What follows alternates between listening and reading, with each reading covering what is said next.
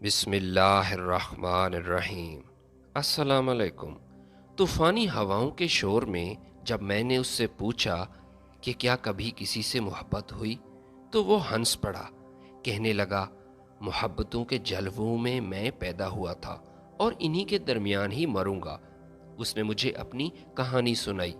اس نے کہا میں جس محلے میں پیدا ہوا اور ہوش سنبھالا وہاں کے لوگ غیر معمولی طور پر ایک دوسرے سے محبت کرنے والے تھے۔ ساتھ جڑے گھروں میں رہنے والے ہم 3 بچے ایک دوسرے کے ساتھ کھیل کود کر بڑے ہوئے۔ میں عبد المجید، عروسہ محبوب اور تیسری راحت شمیم۔ راحت ایک ہجڑا تھا۔ بچپن میں ہم ساتھ کھیلے تو ہمیں مرد و زن کی تفریق کا علم تک نہ تھا۔ ہم تینوں بہت اچھے ماں باپ کی اولاد تھے۔ میں اور عروسہ ہم عمر تھے اور راحت ہم سے 2 برس چھوٹا تھا۔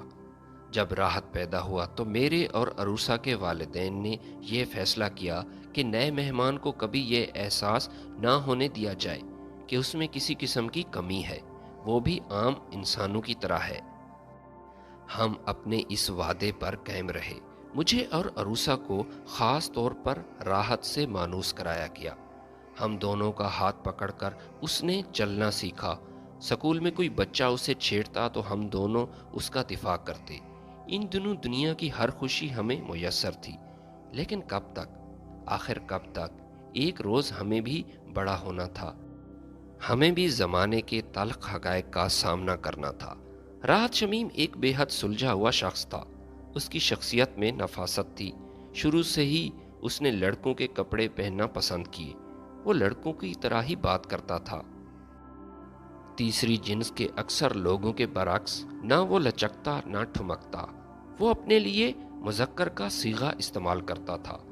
13-14 برس کی عمر میں جب لڑکپن اور جوانی کا زمانہ شروع ہوا تو آہستہ آہستہ میرے اور عروسہ کے میل جول پر ایک غیر اعلانیہ پابندی عائد ہو گئی۔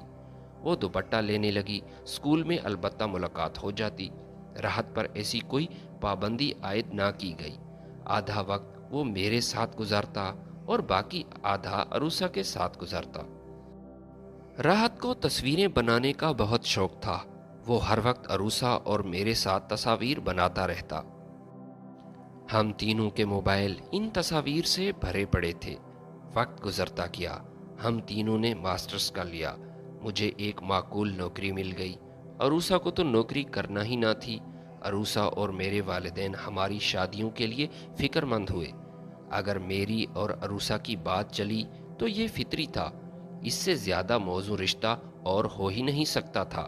گھر کی بات گھر میں ہی رہ جاتی، لیکن میں نے انکار کر دیا اور عروسہ نے بھی انکار کر دیا۔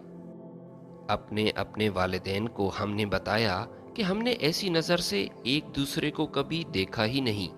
ہم تو ایک دوسرے کو بھائی بہن سمجھتے تھے۔ میری طرف سے انکار کے بعد عروسہ کا ایک اور اچھا سا رشتہ آیا۔ اس نے فوراً ہاں کر دی۔ چٹ منگنی پھٹ پیا۔ وہ ہمیں چھوڑ کر چلی گئی۔ محلہ جیسے ویران سا ہو گیا۔ میں تو اداس تھا ہی۔ چند دنوں کے لیے راحت تو جیسے بستر پر آ گیا۔ راحت تو ہجڑا تھا۔ اب میری شادی کا مرحلہ تھا، لیکن اس سے پہلے ہی ایک ہنگامہ برپا ہو گیا۔ عروسہ کے شوہر نے اس کے موبائل میں راحت اور عروسہ کی تصاویر دیکھ لیں۔ اکثر جگہ دونوں مسکرا رہے تھے۔ راحت ہمیشہ لڑکوں سے کپڑے پہنتا تھا، لڑکوں جیسے ہی بال بناتا تھا۔ عروسہ کے شوہر نے اسے اس کے ماں باپ کے گھر بٹھا دیا۔ وہ لاکھ چیختی رہی، چلاتی رہی کہ راحت تو ہجڑا ہے۔ اس کے شوہر نے کہا ہجڑا نہیں، یہ ایک لڑکا ہے اور لڑکا ہی دکھائی دیتا ہے۔ عروسہ کے والدین نے بھی داماد کو سمجھانے کی کوشش کی۔ اس نے کہا آپ لوگ مجھے بے وقوف سمجھتے ہیں کیا؟ میں پاگل نہیں ہوں۔ اگر یہ ہجڑا ہے تو میرے سامنے ہجڑوں کی طرح ناچ کر دکھائے۔ بات بگڑتی چلی گئی۔ اب اسے کون سمجھاتا کہ راحت ہجڑا ہونے کے باوجود شروع سے ہی لڑکوں کی طرح رہ رہا ہے۔ آخر کار عروسہ کے گھر جرگہ بیٹھ گیا۔ اس کا شوہر بھی وہاں موجود تھا۔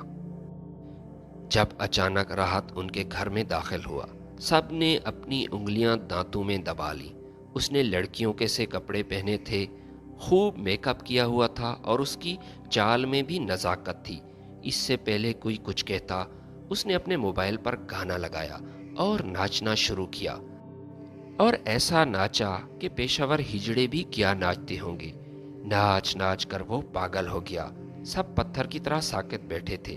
آخر موبائل خاموش ہوا تو اس نے عروسا کے شوہر سے کہا کہ جیجا جی، میں تو جنت کی چڑیا ہوں اور عروسا تو میری سہیلی ہے، سہیلی۔ غصہ جانے دیجیے۔ وہ ہنس پڑا اور عروسا کو ساتھ لے گیا۔ وہ تو چلے گئے۔ اس روز محلے میں سب دیر تک روتے رہے۔ شروع سے راحت لڑکوں کی طرح ہمارے ساتھ رہا تھا۔ حالات کے جبر نے جب اسے ناچنے پر مجبور کیا تو ہمارے دل بہت زخمی ہو گئے۔ میں راحت کے گھر گیا۔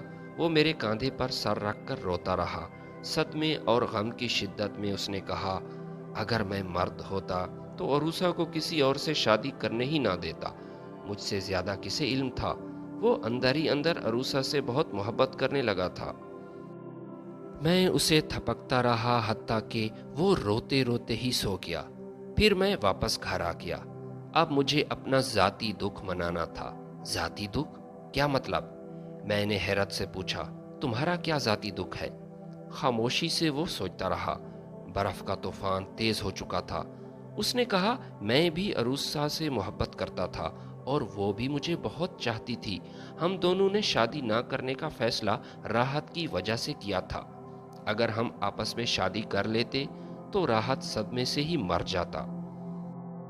ہم نے شروع سے ہی اسے برابری کا درجہ دیا تھا، اور اگر ہم شادی کر لیتے تو وہ کہتا کہ مرد اور عورت ہونے کی وجہ سے ہم اپنی خوشیاں پانے کے لیے آزاد تھے، اور ہیجڑا ہونے کی وجہ سے اس کے نصیب میں کوئی خوشی نہیں تھی۔ دوستی قربانی مانگتی ہے میرے دوست، قربانی۔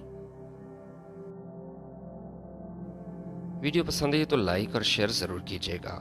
ملتے ہیں آپ کی خدمت میں نئی ویڈیو کے ساتھ۔ تب تک کے لیے اجازت دیجیے۔ اللہ حافظ۔